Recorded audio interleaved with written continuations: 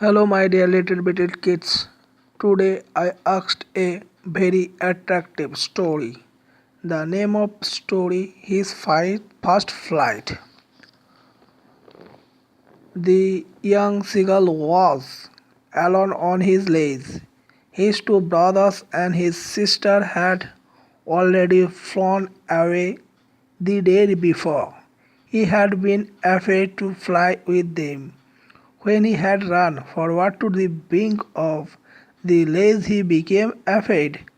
The great expanse of the sea stretched down beneath, and it was miles down.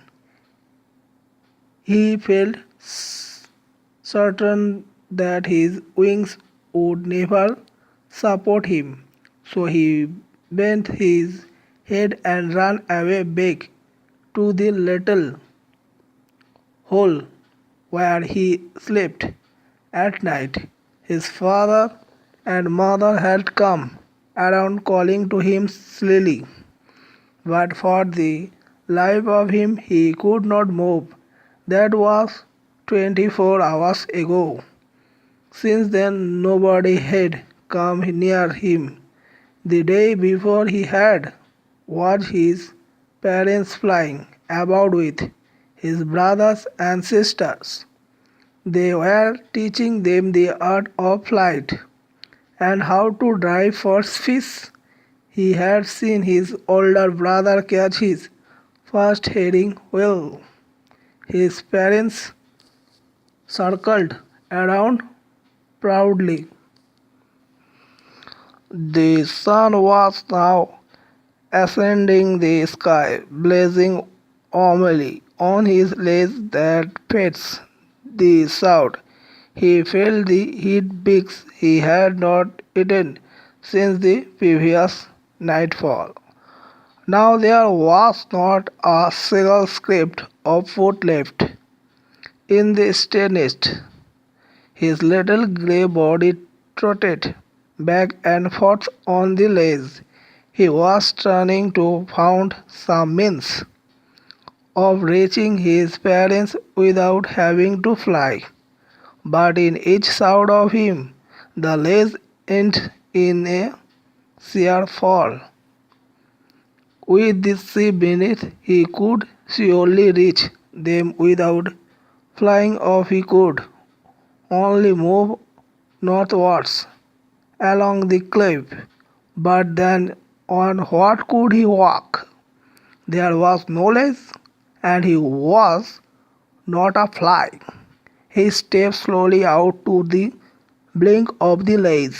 He stood on one leg with the other leg hidden under his wing. Closing one eye and then a other, he pretended to be floating. Asleep.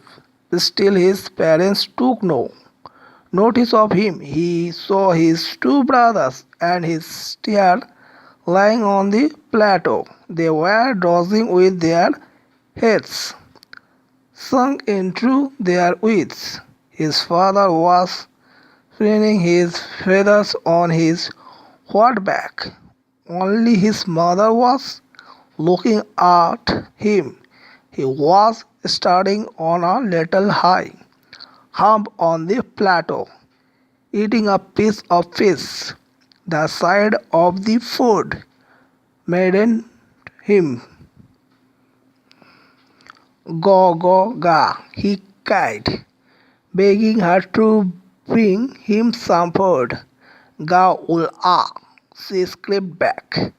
He kept calling, and after a minute or so, he uttered a joyful scream. His mother had picked up a piece of fish and was flying across to him with it. But when she was just opposite to him, she holded her wings motionless. The piece of fish in her beak was almost within reach of his beak. He waited a moment in surprise, wondering why he did not come nearer, and then, maddened by hunger, he dived at the piece. With a loud scream, he fell without and downwards into space. Then terror seized him and his heart stood still. But it only latest a moment he felt his wings spread outwards. The wind rushed against his breast feathers, then under the stomach and against his wings.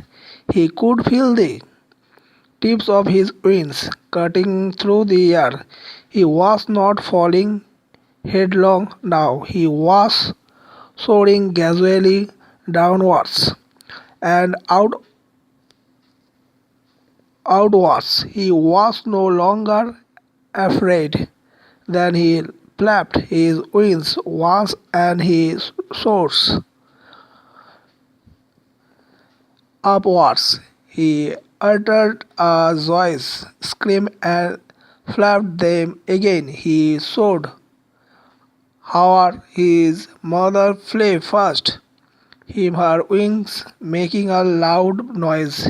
He answered her with another scream. Then his father flew over him, screaming.